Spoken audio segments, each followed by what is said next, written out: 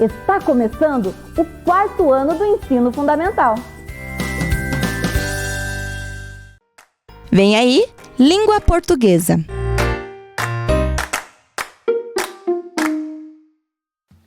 Olá, 4º ano! Tudo bem? Vamos iniciar mais uma aula de língua portuguesa? Estão animados? Espero que sim! Todo mundo tomando os cuidados necessários aí com a pandemia? O prof espera que sim também, não é? Vamos conhecer os objetivos da nossa aula de hoje? Então vamos lá! Reconhecer a função de gráficos e infográficos no texto lido, identificar a ideia central do texto lido e escrever corretamente palavras com H inicial. Então, para começar a nossa aula, a professora trouxe uma parlenda. Vamos ver sobre o que se trata? Quem pintou a onça pintada, pintou primeiro a pintinha preta ou a pintinha dourada? Quando a onça pintada fica irritada, a bicharada dá no pé. Ela só não vira onça porque onça ela já é. Gostaram da parlenda, crianças? Quem aí já ouviu a expressão brabo feito uma onça? Certo? Observem aqui que o autor, desta parlenda fala ali que quem pintou essa onça pintou o que primeiro? O dourado ou o preto? A pintinha? Será? Fica aí a pergunta, não é mesmo? Olhem lá, o corpo desse animal é todo pintado, certo? Lembram que nós aprendemos anteriormente que essas pintas das onças são únicas? Isso, são as digitais da onça, isso mesmo. Quando a onça pintada fica irritada, a bicharada dá no pé. Por que será? Ninguém vai querer brigar com uma onça, não é, crianças? Ela só não vira onça porque onça ela já é.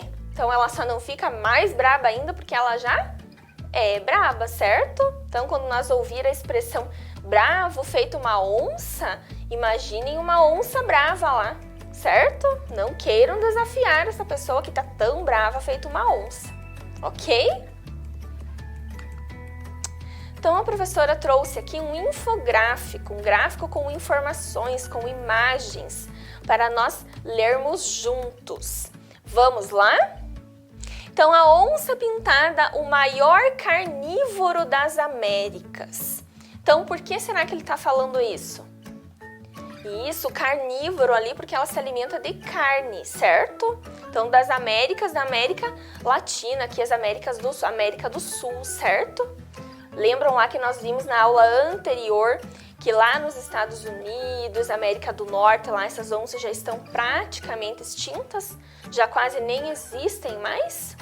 E nos Estados Unidos, propriamente dito, ela já foi dada como extinta, certo? Na aula anterior também nós vimos lá sobre a população no Parque Nacional do Iguaçu. Lembram? Que nós vimos lá que a população no corredor verde, que vai englobar a Argentina também, está aumentando, mas com relação a anos bem anteriores, esta população ainda é muito baixa, certo? Agora vamos ver quais são as informações que nós vamos conseguir retirar deste infográfico.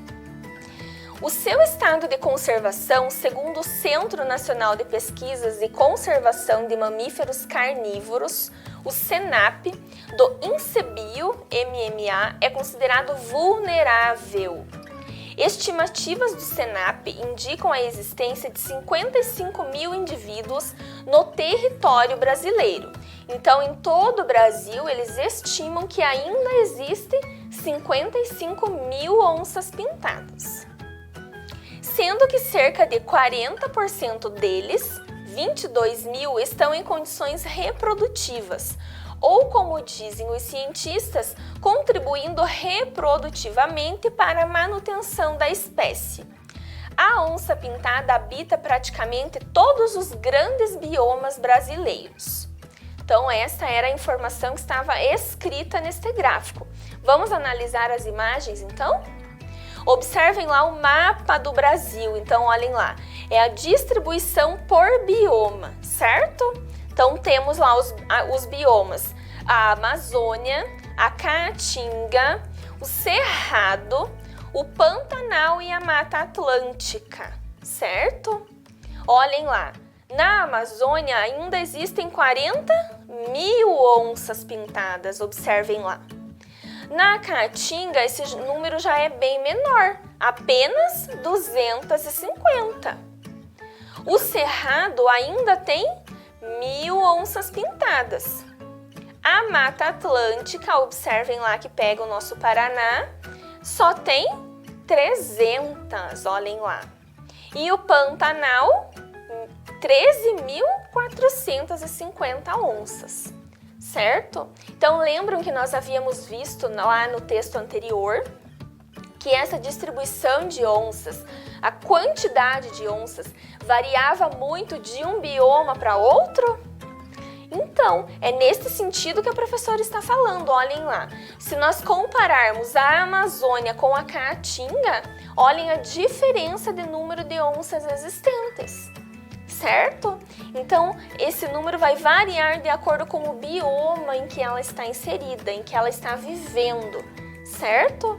Aqui na nossa Mata Atlântica, lá, onde fica o corredor verde que nós estávamos estudando e que faz divisa ali com a Argentina, criando este corredor, temos 300 em toda a Mata Atlântica. Mas aqui, se nós formos falar só em Paraná, esse número é ainda muito menor, isso mesmo, ok? Agora aqui, olhem aqui, 55.000 é a estimativa do número total de onças pintadas existentes no Brasil. Olhem ali o rostinho dela, né? Então, se nós formos somar todos aqueles números, eles vão chegar a aproximadamente 55.000. Lembrando, crianças, que não são números exatos, são estimativas. Os cientistas acreditam que existem esses números, certo? E 22.000 onças estão em condições reprodutivas, certo? O que será que significa isso? 22.000 estão em condições reprodutivas. Isso mesmo, elas estão em idade e em condições físicas de ter filhotes. Isso mesmo, contribuindo para o aumento desta população. Então, se nós formos comparar ali 55.000, que é o número total, e apenas 22.000 estão em idade reprodutiva, estão aptas a ter filhotinhos, nós vamos ver que esse número é muito baixo, certo? Então, olhem ali, não chega nem a metade desse 55.000, certo? Agora lá, observando somente o nosso desenho lá, o nosso infográfico. Quais são os biomas brasileiros que ele está destacando? Olhem lá. Isso mesmo! A Amazônia, a Caatinga, o Cerrado, o Pantanal e a Mata Atlântica, os 5 biomas brasileiros. Qual deles tem a maior população de onças? Isso, a Amazônia, observem lá, com 40.000. Lembrando que a Amazônia é o maior bioma brasileiro, certo? É a maior floresta, inclusive, eu acho que ainda do mundo, certo? Então, se for pensar por esse lado, é normal que lá tenha o maior número de onças também, porque é o maior dos biomas. E o menor número de onças, em qual bioma nós encontramos? Isso lá na Caatinga, observem lá, apenas 250. E se nós formos comparar a Caatinga com a Mata Atlântica, os dois estão com um número bem baixo, com uma diferença apenas de 50 onças a mais na Mata Atlântica, certo?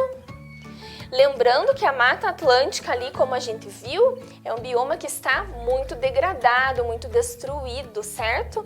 Desmatado. E isso ajuda também a diminuir a população de onças. E não somente de onças, de todos os outros animais, certo? Se nós formos pensar por este lado, pelo lado da degradação ambiental, qual desses biomas está mais destruído? A Caatinga, porque tem apenas 250 animais, certo? O Pantanal ali está apresentando 13.450 onças. Lembrando que este Pantanal também é um bioma muito grande, certo? Então, olhem quantas informações nós conseguimos descobrir sobre a onça neste infográfico, crianças. Agora vamos observar lá. Lembram que a gente viu os gráficos do corredor verde? Então, olhem lá. Na Mata Atlântica, ali que pega o nosso Paraná, nós vimos que tem 300 onças. Mas se nós vermos ali no Parque Nacional do Iguaçu, nós temos apenas 28, isso lá no ano de 2018. E se nós observarmos lá no corredor verde, o Parque Nacional do Iguaçu, tanto Brasil quanto Argentina, 250. Então, observem que, com relação ao Paraná, aquele número 300 ali que está na Mata Atlântica é muito pequeno, certo? Então, nós precisamos ajudar a preservar a espécie, certo? Por isso que a gente fala que a espécie está entrando em extinção, crianças. Esse número de população, número de onças, está cada vez menor, correndo o risco de desaparecer, correndo o risco da gente ver a onça pintada apenas em foto e não ter ela mais livre na natureza, que é a casa dela, certo? E isso está acontecendo não apenas com a onça, mas sim com muitos animais. Quando vocês forem ver aí no computador de vocês, no celular ou até mesmo em algumas reportagens na TV, vocês vão ver que eles vão falar muito em animais na lista de extinção, porque são vários que estão extintos, certo? Então, preservar o meio ambiente é preservar os animais. Quem aí lembra das queimadas que aconteceram lá no Pantanal? Vocês lembram? Será que essas queimadas acontecem somente no Pantanal? Então, observem lá. Lembram? Aqui a professora trouxe a imagem aqui de um lado verde, né? Bem verdinho o campo ali todo preservado. E o outro, a fumaça ali tomou conta, né? O bioma todo degradado, certo? Observem lá também na segunda imagem, a parte de cima, o bioma todo destruído já pelo fogo e a parte de baixo como ele era verdinho e lindo, certo? Essas imagens foram tiradas lá do SOS Pantanal, ok? Essas queimadas aconteceram em grande escala, houve muita repercussão, né? Na TV, na internet, pelo número de mortes de animais e pela grande área que queimou ao mesmo tempo. Então deu muito trabalho, né, aos bombeiros, aos moradores desses biomas, né, para ajudar a controlar esse fogo. Mas nós vamos ver que esse fogo não acontece apenas lá no Pantanal, certo? Vamos ver nos outros biomas também. Vamos analisar o gráfico com a prof. Distribuição das áreas atingidas por incêndios entre janeiro e dezembro de 2020. Então, olhem lá de quando é este gráfico, certo? Então, embaixo nós temos os meses do ano. Na lateral nós temos a quantidade de hectare lá, certo? O bioma, o verdinho é a Amazônia, o amarelinho é o Cerrado e o azul é o Pantanal, certo? Então, esta é a área atingida por incêndios mapeada até 16 de novembro de 2020, certo? Então, a professora tirou esse gráfico lá do IBGE, certo? Então, olhem lá. Em janeiro, a Amazônia e o Pantanal praticamente tiveram os mesmos focos de incêndio. Olhem lá, está praticamente do mesmo tamanho as duas barrinhas. O Cerrado teve menos incêndios. Em fevereiro, quem foi que teve mais incêndios?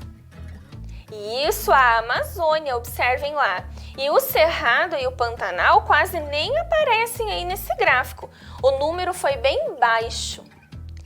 Lá no mês de março, os 3 biomas foram afetados quase da mesma forma. Observem lá que as barrinhas estão na mesma altura, certo? No mês de abril, observem lá. No mês de abril, a Amazônia teve ainda um pouquinho mais de incêndios que o Pantanal. Observem lá, pouca diferença entre o gráfico da Amazônia e do Pantanal. E o Cerrado aparece com menos focos de incêndio. Agora falando do mês de maio, crianças. Olhem lá, no mês de maio a Amazônia ainda aparece com um número maior. Olhem lá, pouquinha diferença também para o Cerrado, estão quase empatados. E o Pantanal aparece lá embaixo com um número bem pequeno de incêndios. Lá em junho aconteceu o seguinte, olhem lá, o salto entre a Amazônia e o Cerrado no número de incêndios, certo? Olhem lá, atingindo os 200 mil, certo? E o Pantanal ainda estava com um foco menor, ok? Aí lá no mês de julho começa a mudar estas informações. Observem lá, no mês de julho o salto nos focos de incêndio no Pantanal cresceram absurdamente, olhem lá. Chegou nos 800 mil hectares, olhem lá. Enquanto a Amazônia e o Cerrado estavam mais baixos, ok? No mês de agosto, quem vai se destacar é o Cerrado nos focos de incêndio. No mês de setembro, a Amazônia novamente, com um número bem alarmante lá, ó, quase chegando a 1.200.000 hectares. Em segundo, o Cerrado e em terceiro, o Pantanal. No mês de outubro, já baixou um pouquinho esses focos, olhem lá. Mas ainda a Amazônia é o que está mais atingida e o Pantanal aparece em último. E o mês de novembro, nós temos dados só apenas até a metade do mês, certo? Lembrando lá que o mapeamento foi somente até o dia 16.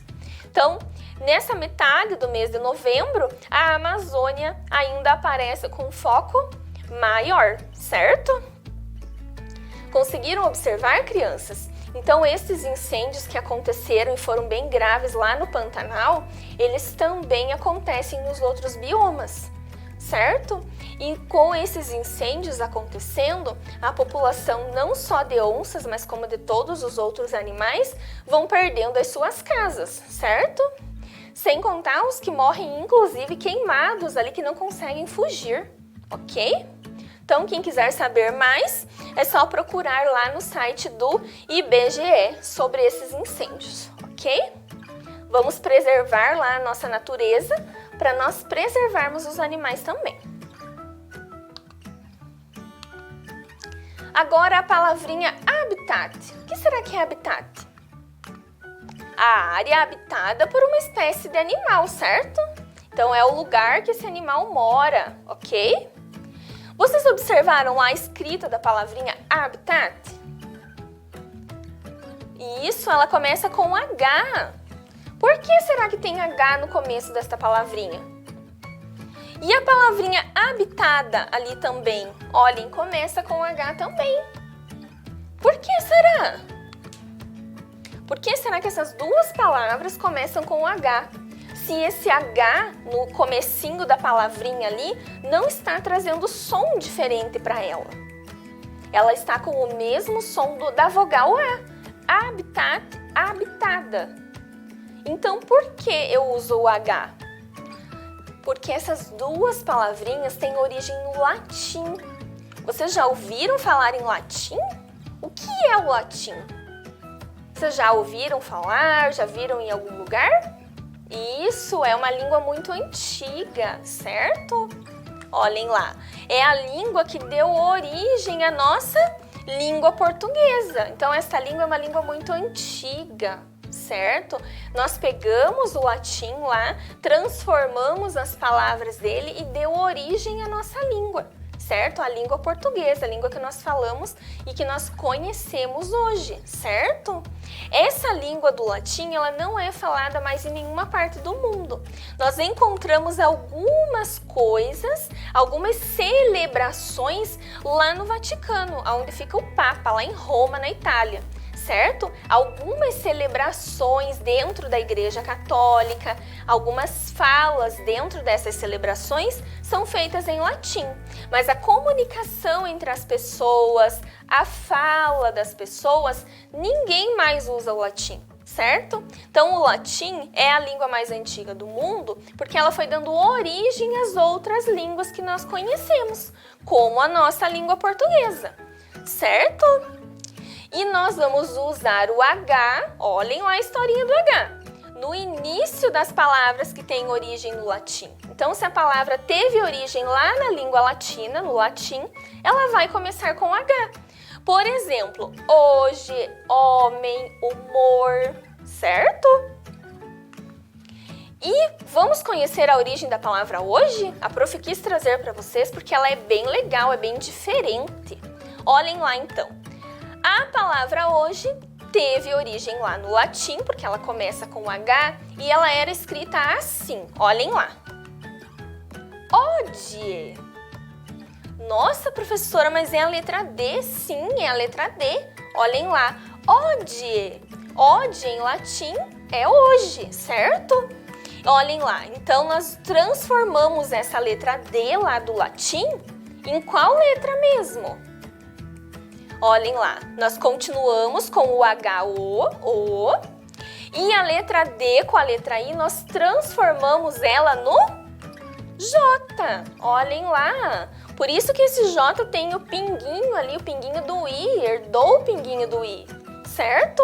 Então, ode deu origem à nossa palavra de língua portuguesa, hoje, certo? Uma curiosidade que a prof achou bem interessante e que a prof quis trazer para vocês também. Então, vamos registrar lá no caderninho a regrinha do uso do H? Vamos lá! Regra do uso do H inicial. Uso do H no início das palavras que têm origem do latim e suas palavras derivadas. Por exemplo, habitat, habitar e habitação, certo? Homem, humano, humanidade, certo? E a frase lá que nós havíamos visto no meio dos textos que nós trabalhamos. A onça pintada habita diversos biomas brasileiros. Habita lá do verbo habitar. Então, ela habita, ela vive em diversos biomas do Brasil, certo? Coloquem a data de hoje no caderninho, caprichem na letra e registrem a regrinha. 7 minutinhos para vocês.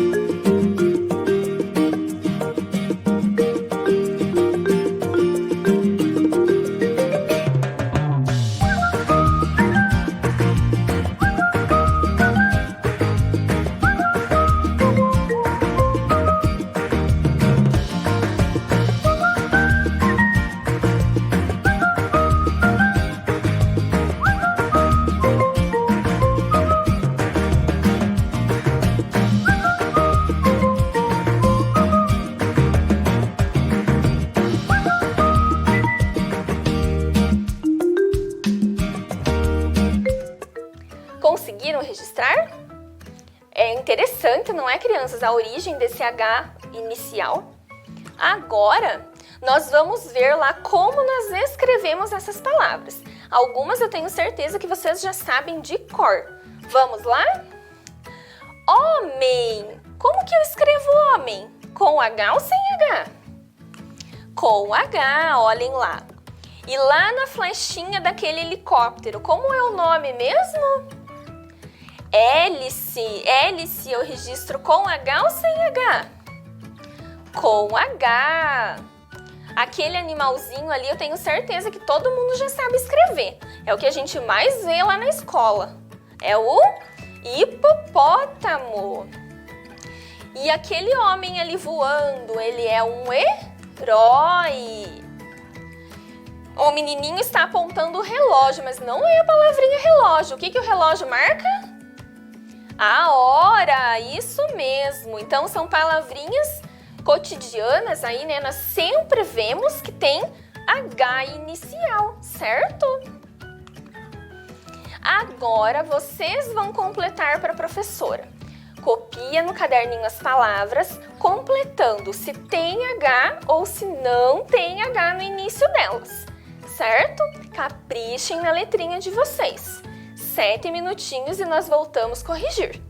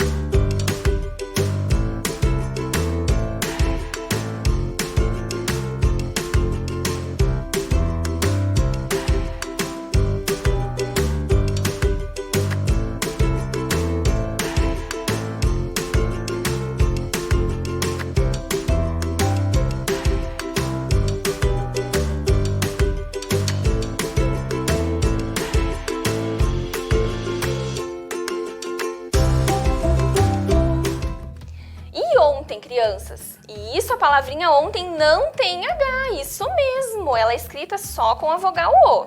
E a palavrinha horário? Isso, horário é com H, isso mesmo. E hora? Hora tá fácil, a gente viu anteriormente. Hora também tem H.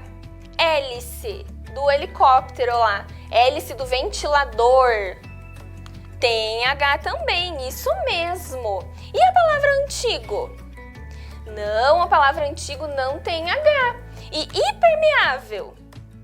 E impermeável também não tem H. Olhem lá, duas palavrinhas juntando com ontem que não tem H. Homem tem H, a professora já mostrou lá para vocês. Horta, horta, palavrinha, tem H. Hortaliça. Isso, hortaliça com H também. Hipopótamo, nós já havíamos visto que é com H. Herói. Isso, herói, heroína, tem a letrinha H. Habitando, do habitat, do habitar, com H, isso mesmo. E a palavrinha organizar não tem H, certo? Gostaram da nossa aula de hoje? Tenho certeza que vocês aprenderam bastante, não é? Vamos retomar os objetivos dela? Reconhecer a função de gráficos e infográficos no texto lido. Então, lemos os gráficos, os infográficos e retomamos os gráficos sobre a onça pintada, sobre as queimadas nos diversos biomas brasileiros. Identificar a ideia central do texto lido. Então, analisamos os textos sobre a onça pintada, certo? Escrever corretamente palavras com H inicial. Então, conhecemos ali a origem do latim nas palavras da língua portuguesa, certo? A leitura traz a magia da imaginação. Então, ler, além de melhorar o nosso vocabulário, ainda nos faz imaginar bastante, certo, crianças? A prof adorou estar aqui com vocês, trazer mais informação, conhecimento para vocês. Um beijão e até a próxima aula. Volta às aulas. O que cada um deve fazer para um retorno seguro? Use máscara.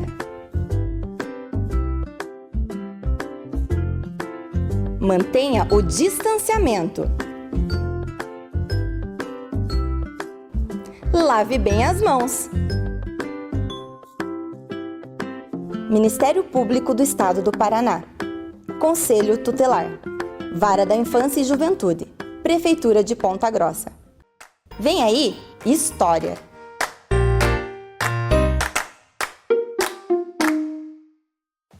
Olá, crianças! Preparado para a nossa aula de História? Espero que sim. Então vamos pegar lá os materiais que a professora sempre pede para vocês pegarem no início, né? Não esquecendo de pegar a folhinha, nossa folhinha, unidade 10, aula 1. Vamos lá então, pessoal? Só que hoje eu quero começar um pouquinho diferente. Eu quero começar a aula com quebra-cabeça.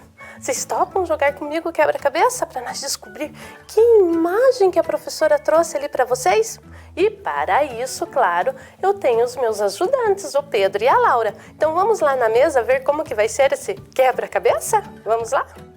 Então olha aqui, pessoal, é um joguinho como nós já estamos acostumados a fazer, né? Então a professora vai tirar um número do Pedro, um número da Laura e vamos tirar aqui a pecinha para nós vermos que imagem será que vai surgir aqui.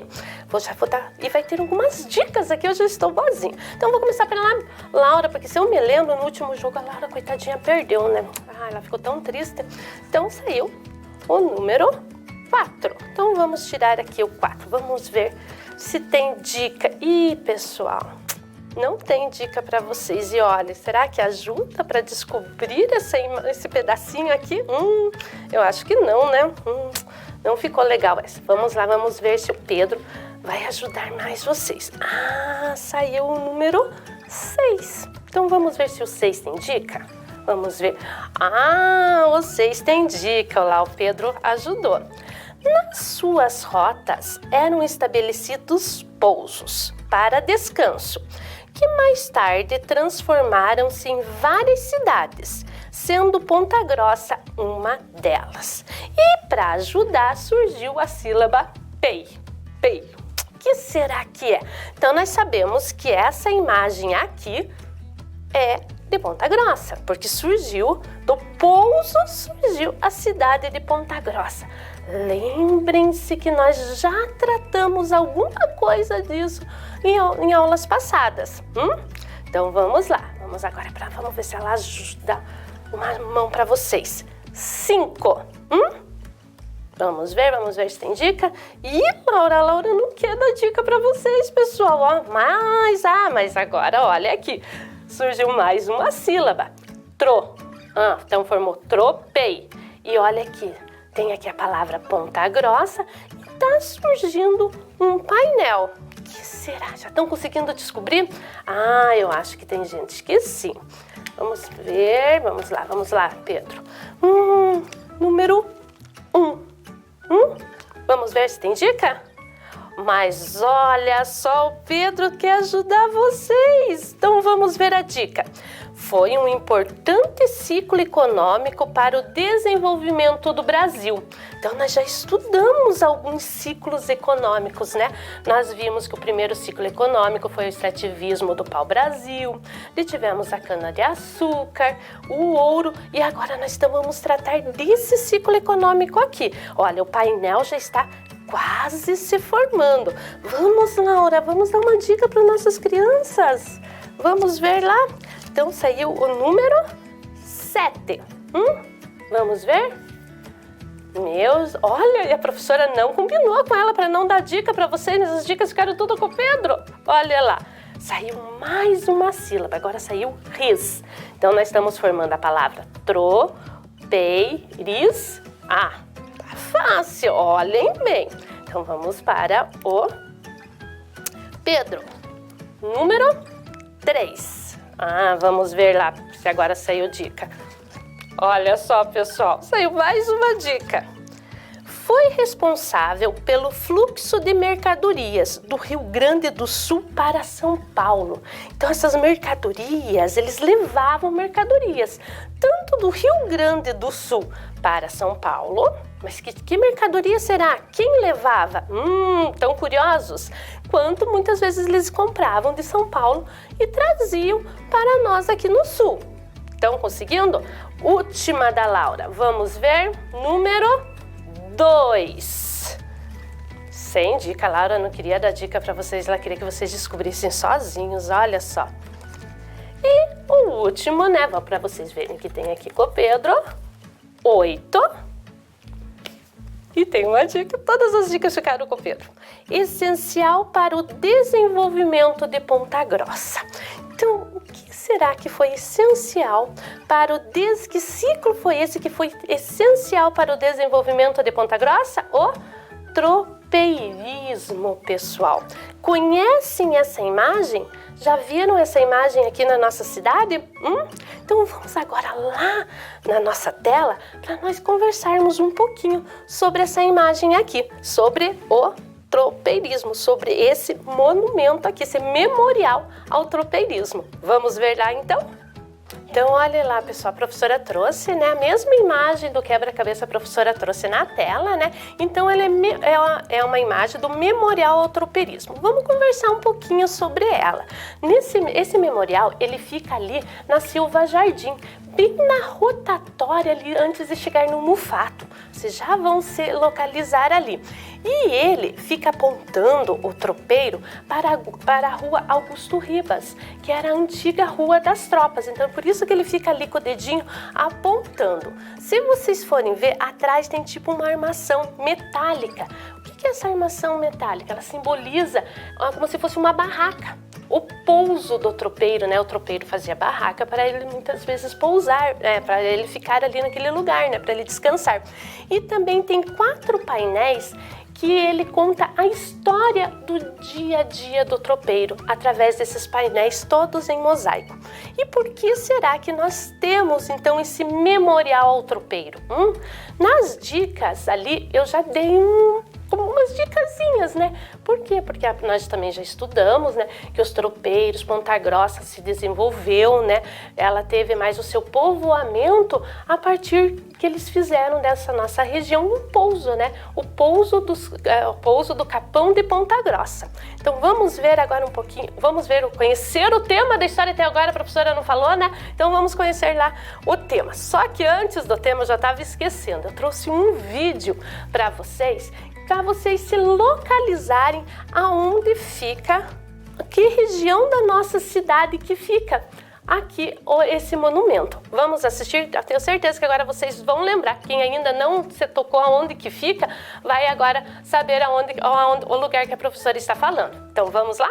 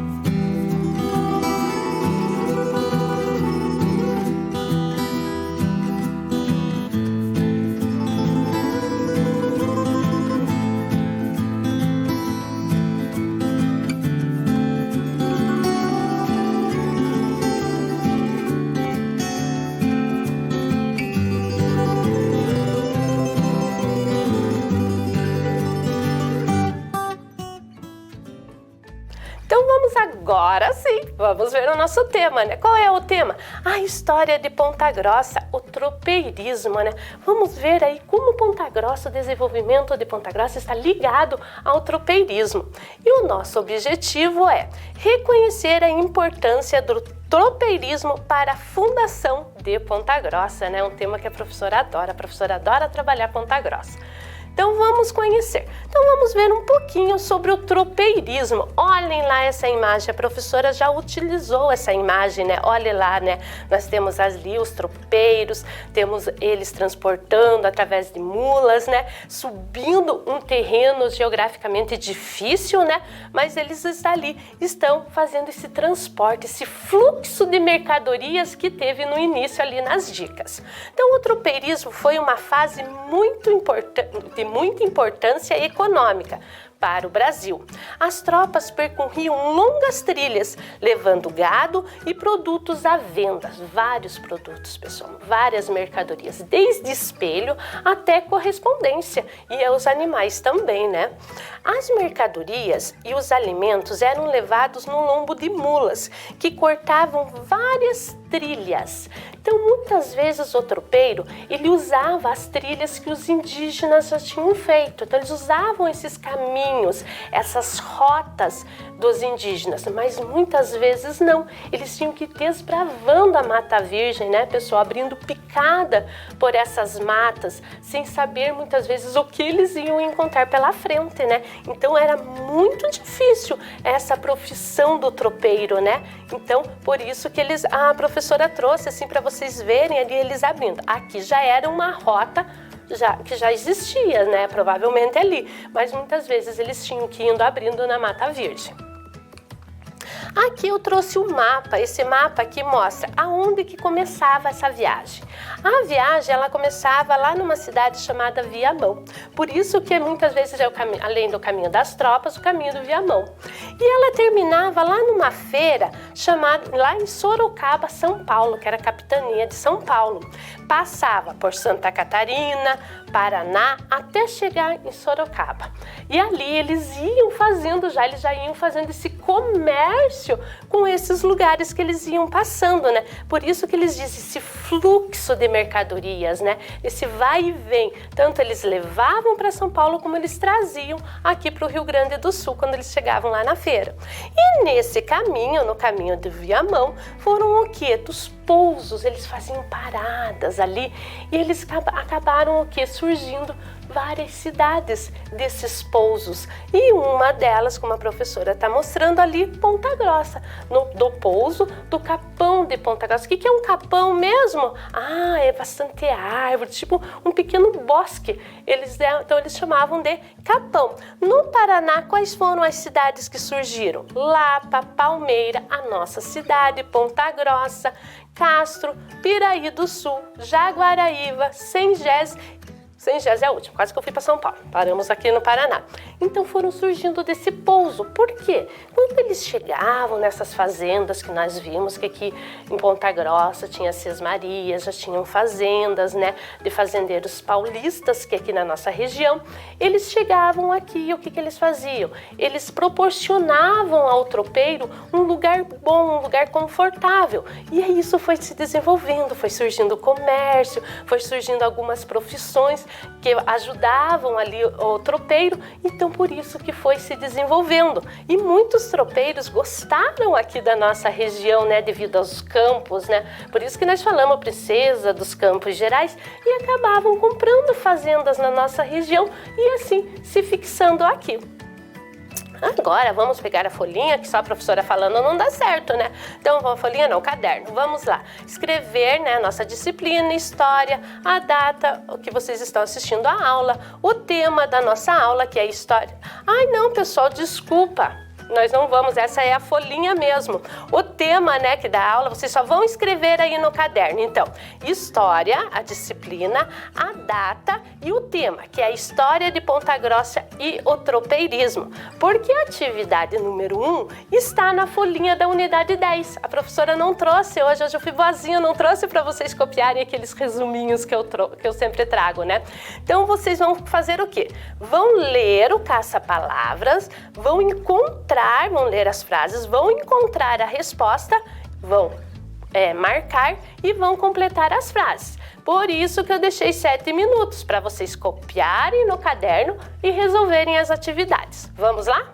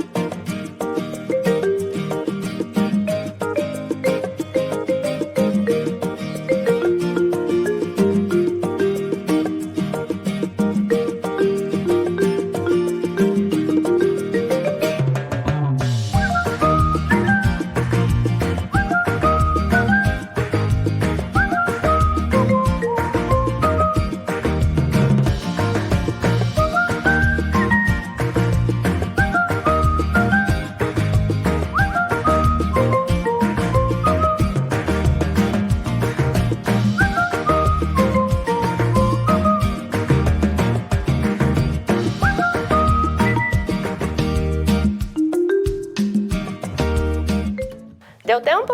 Conseguiram? Fácil, né? E a professora explicando. E é um tema gostoso, né? Eu adoro trabalhar o tropeirismo. Então, vamos ver. O tropeirismo, olha lá, bem na primeira linha. Então, vamos ver. O tropeirismo foi uma fase de muita importância, o quê?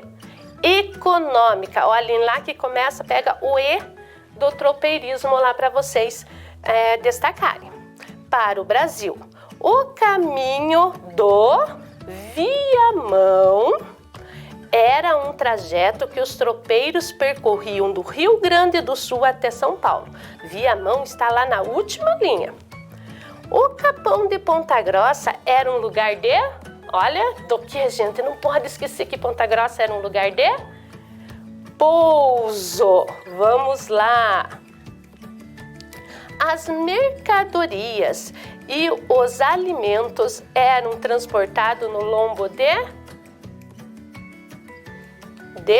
mulas. Vejam lá, pessoal, percorriam. Olha que a professora aqui no percorriam ficou um R a mais. Foi sem querer aí, mas vocês risquem aí, acho que na folhinha de vocês está certo, acho que só aqui. As mercadorias e os alimentos eram transportados nos lombos de mulas. Os tropeiros desbravavam o quê? A mata. Olha lá, mata. Virgem para a criação de novas rotas. Onde achamos as rotas? Aqui embaixo das mulas, rotas. Viram? Rotas, nós já trabalhamos rotas comerciais. Viu como foi importante? Lá aquela aula de rotas comerciais, né? Aqui. Então vamos seguir para frente? Então vamos conhecer quem eram os tropeiros. Quem vocês acham que eram os tropeiros? Acho que vocês estão... Estou vendo que está chegando aqui também. Vocês estão pensando, eram fazendeiros, professora. Não, eram comerciantes. Eu acho que eles eram comerciantes. Sim, podemos dizer que até carteiros. Os tropeiros eram tudo isso. Eles eram fazendeiros, eles eram comerciantes, eles traziam as correspondências, eles eram tudo isso sim também. Então vamos ver lá, vamos conhecer. A palavra tropeiro deriva de tropa, pois eles sempre andavam em grupos, por questão de segurança ou para transportar mais mercadorias nos lombos das mulas. E por que as mulas, pessoal? Porque as mulas são animais com bastante resistência, são fortes e eles conseguem andar em terrenos que muitas vezes o cavalo não conseguia. Então, por isso que eles utilizavam o quê? As mulas. Vocês já ouviram a expressão, tá vindo uma tropa aqui, com muitas pessoas juntas? Então, vem daí, dessa expressão aí, por isso, das tropas de muitas pessoas juntas, porque os tropeiros andavam sempre juntos. Faziam parte das comitivas dos tropeiros homens livres, que geralmente eram os funcionários que trabalhavam nas fazendas, né? E escravizados, sim, nós tínhamos o tropeiro escravizado, o escravo tropeiro, né? Olhem ali a imagem que a professora trouxe e que dia 26 de outubro é o Dia Nacional do Tropeiro. Legal, né? Então tinha os escravizados que vinham junto com as tropas. Sendo um grupo responsável pela criação de novas vilas e cidades brasileiras, né? A professora já comentou. E que cidade que surgiu do pouso dos tropeiros? Ponta Grossa, né, pessoal? Do Capão de Ponta Grossa. Então, e por que as mulas? A mula, ela é o cruzamento da égua com o jumento. Então, por isso que ela é um animal forte, resistente. E as tropas? Como que eram as tropas? Então, as tropas eram compostas por animais, né? Vários animais, eles levavam também o gado bovino, muitas vezes as próprias mulas para fazer o comércio com elas, mercadorias, que a professora falou, espelho, aguardente, correspondências, os empregados e os escravos. Os muares e os cavalos eram meio de transporte das tropas. As mulas eram animais fortes para carregar as mercadorias e caminharem pelos caminhos tortuosos, como a professora já mostrou ali, né? Olha lá, coitadinha. E elas são tão pequenininhas perto dos cavalos e vejam a resistência que elas têm, né? E aonde que carregava essas mercadorias? As mercadorias eram transportadas em bruacas. Bruaca, vocês devem pensar, bruacas não é assim quando a gente fala, ai, aquela mulher também é uma bruaca, assim, coisa. E vem, esse dizer, eu estava pesquisando, vem daí, Pessoal, bruaca, o que que é? Porque eles diziam que essas bolsas eram feias, eram mal arrumadas, então por isso que eles chamavam elas de bruacas, que eram essas bolsas ali, olha, que ficavam no lado das mulas. Olha, essa foto é uma foto atual que a professora trouxe, porque lá no Nordeste, em algumas regiões, até mesmo no Rio Grande do Sul, eles ainda usam as bruacas para transportar as mercadorias. Legal, né? E agora eu quero ver se vocês conhecem um pouquinho sobre o tropeirismo. Vamos ver aqui então? Conhecem esse objeto? Eu trouxe ele aqui. E esse objeto que eu trouxe, ele acho que é da época bem dos tropeiros. Olha, pessoal. Conhecem? Olha o som que ele faz. Conhece? Olha, isso daqui é uma cinta. Aonde será que eles prendiam essa cinta? Quem tem vó aí, chama e pergunta se o vô e a avó conhecem. O próprio pai e a mãe às vezes conhecem? Conhecem? Não? É um sino. Vocês estão falando? Não, ele é parecido, ele faz o som, mas ele não é um sino. O nome desse objeto aqui é um cencerro. E para que será que as tropas usavam isso daqui? Onde que vocês acham que eles prendiam? Eu tenho certeza que tem gente aí que já está descobrindo. Então vamos ver aonde que eles prendiam? Então vamos ver lá. Então é um cencerro, né? Esse tá bonitinho, o meu já tá bem velhinho, é da época dos tropeiros. O cencerro era colocado na primeira mula ou égua, que puxava toda a tropa, conhecida como mula ou égua madrinha. Através do som do cencerro, todas as outras mulas seguiam e não se dispersavam, caminhando uma atrás da outra no mesmo sentido.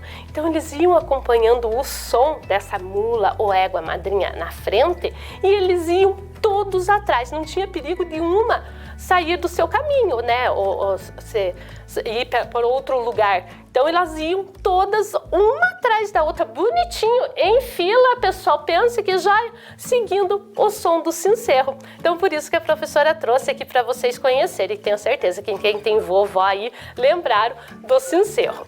Então vamos agora para a nossa última atividade. Sobre os tropeiros e as tropas, marque V para as alternativas verdadeiras e F para as alternativas falsas. Vamos ler, vocês têm 7 minutos, por que tanto tempo?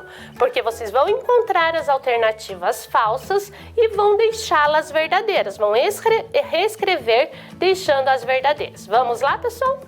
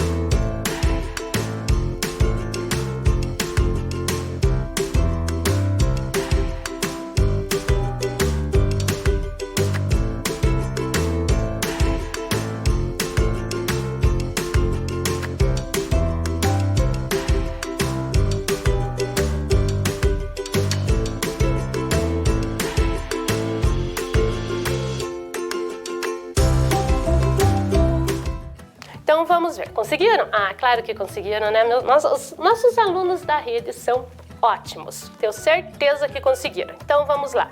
Os tropeiros sempre andavam em grupo por questão de segurança ou para transportar mais mercadorias? Sim, eles sempre transportavam. E por que segurança, pessoal? Porque eles podiam ser assaltados. Vocês já imaginaram quantas mercadorias eles carregavam, né? O valor que tinha isso? Então, devido à segurança. A profissão de tropeiro começava a ser ensinada desde criança? Ah, a professora esqueceu de comentar isso, né? Claro que vocês não iam ter como saber. Sim, começava desde criança, pessoal. Ela era uma profissão que o pai ia ensinando ao filho.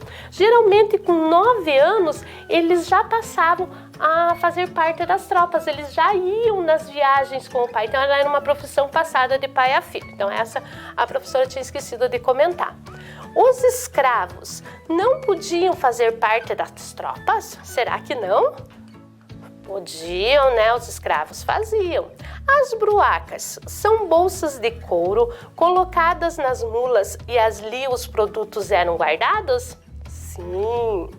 Os tropeiros foram um dos grupos responsáveis pela criação de novas vilas e cidades brasileiras? Sim. Ponta Grossa, lembram lá? Muito bem. Ponta Grossa não teve seu desenvolvimento ligado ao tropeiro? Falsa. O cencerro era colocado na primeira mula ou égua que puxava toda a tropa, conhecida como mula ou égua madrinha? Sim. Então, tivemos 2 falsas. Vamos reescrevê-las? Vamos lá. Os escravos podiam fazer parte das tropas. E a última, Ponta Grossa teve seu desenvolvimento ligado ao tropeirismo. Conseguiram? Deu certinho? Arrumaram aí? Muito bem. Então vamos ver se nós conseguimos atingir o nosso objetivo, que é reconhecer a importância do tropeirismo para a fundação de Ponta Grossa? Sim, né? Não só para Ponta Grossa, conhecemos um pouquinho mais como eram as tropas, como era o tropeiro. Então nós atingimos. Então, muitos beijinhos para vocês e eu espero vocês na próxima aula. Tchau, tchau! Vem aí, matemática.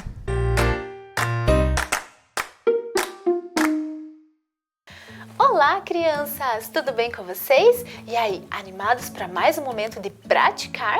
Olha só, então vejam aí, a professora trouxe um desafio para vocês. Então, esse desafio vocês vão procurar lá nas atividades que vocês pegaram na escola, que a professora enviou para vocês. Então, procurem lá, peguem a atividade de vocês e procurem lá a atividade que está escrito desafio. Muito bem? Encontraram? Ótimo, muito bem. Então, vamos ler aqui junto com a professora. Cristina, Edson, Lúcia e Marta são irmãos. Edson é o caçula. O que quer dizer caçula, crianças? Vocês sabem? Ah, isso mesmo, ele é o mais novo. Ótimo. Cristina é 2 anos mais velha que Marta. Lúcia é 5 anos mais nova que Cristina. Qual é a idade de cada um deles? Então vejam aí, tem uma tabelinha para vocês observarem e completarem. Então, para fazer essa atividade, a professora vai dar 5 minutinhos para vocês pensarem aí, colocarem a cabecinha para funcionar e a professora já volta para fazer a correção. Podem começar.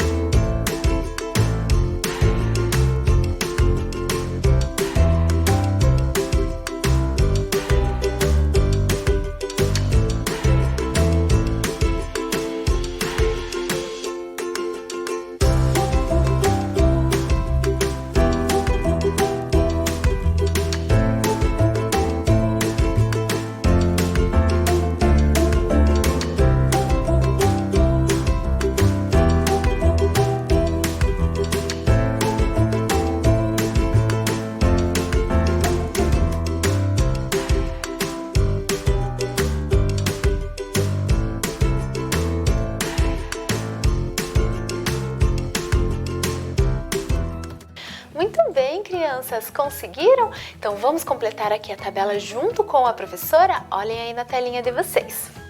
Muito bem, então nós temos ali a idade 11 anos, 9 anos, 6 anos e 4 anos. Nós já sabemos que o Edson é o caçula, então ele é o mais novo. Qual é a menor idade que nós temos ali? Isso mesmo, 4 anos. Olha que fácil que foi, não é mesmo? Ótimo!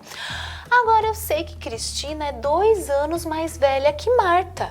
Opa, professora, não consegui, não entendi, não tem como saber ali. Ah, eu tenho sim, pelas idades. Eu sei que Cristina é 2 anos mais velha que Marta, então eu tenho que pegar ali as idades. Então vamos pegar 6 anos, a idade ali que tem 6 anos. Se eu sei que ela é 2 anos mais velha, então 6 anos mais 2 anos mais velha teria que ter quantos anos ali? 8, 6 mais 2, 8. Então, não pode ser 6 anos, não é mesmo? Isso mesmo. Então, vamos pegar ali a idade de 9 anos. 9 mais 2. 9, 10, 11. Opa, encontramos ali a diferença ali de 2 anos. De 9 anos para 11 anos é uma diferença de 2 anos. Então, eu já entendi. Cristina é 2 anos mais velha que Marta. Então, Cristina tem 11 anos e Marta tem 9 anos. Muito bem. Encontrei ali, fazendo a comparação entre as idades. E aí, vocês aí em casa também encontraram comparando as idades? Isso mesmo, era isso que vocês teriam que fazer aí. Muito bem. E agora, só sobrou 6 anos, mas será que se eu ler ali vai completar? Lúcia é 5 anos mais nova que Cristina. Cristina tem 11 anos. 6 para chegar no 11 dá uma diferença de 5 anos? 6, 7, 8, 9, 10, 11. Opa, é uma diferença aí de 5 anos entre elas. Então, sim, Lúcia é 5 anos mais nova que Cristina. Conseguiram perceber, crianças? Conseguiram acertar aí em casa? Então, qual é a idade de cada um deles? Vamos ver ali. Cristina tem 11 anos, Marta tem 9 anos, Lúcia tem 6 anos e Edson tem 4 anos. E encontramos as nossas respostas aí. E vocês estão de parabéns aí em casa por se esforçar e colocar a cabecinha de vocês aí para pensar esse raciocínio que a professora trouxe para vocês hoje. Certo, crianças? Muito bem. Então, nós já estamos ficando por aqui. Vocês mandaram bem, muito bem. Então, já estamos finalizando. Um grande beijo, um forte abraço e até o nosso próximo momento de praticar. Tchau, tchau!